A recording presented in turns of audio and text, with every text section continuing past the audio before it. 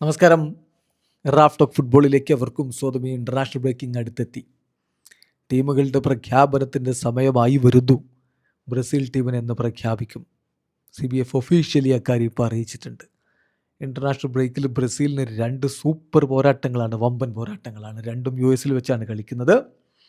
ആദ്യ മത്സരം March 26-നാണ്. Indian സമയം പറയുമ്പോൾ മാർച്ച് 27-ന് പുലർച്ചെ 1:30 ബ്രസീൽ ഫ്രാൻസുമായിട്ട് ഏറ്റുമുട്ടുന്നു. അതൊരു സൂപ്പർ പോരാട്ടമായിരിക്കുമെന്ന കാര്യത്തിൽ തർക്കമേ വേണ്ട.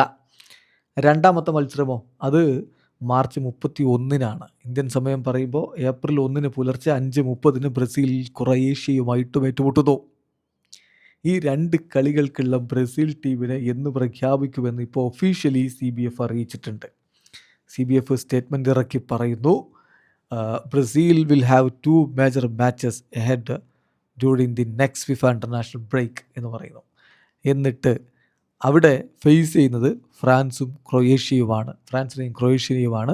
ബോസ്റ്റണിലും ഒർലൻഡോയിലുമായിരിക്കും ആ മത്സരങ്ങൾ നടക്കുക.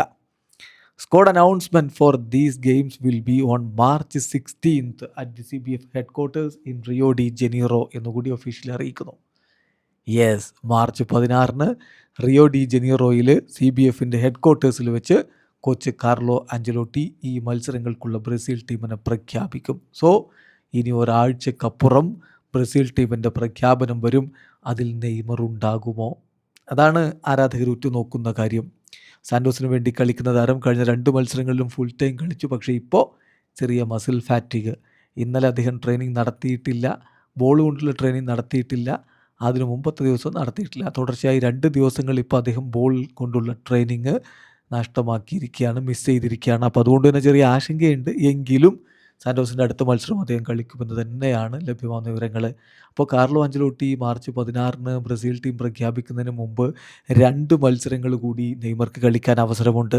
ഒന്ന് മിറാസോളിനെതിരെ, അത് മാർച്ച് 10-നാണ്. ഇന്ത്യൻ സമയം പറയുമ്പോൾ മാർച്ച് 11-ന് പുലർച്ചെ 6 മണിക്ക്.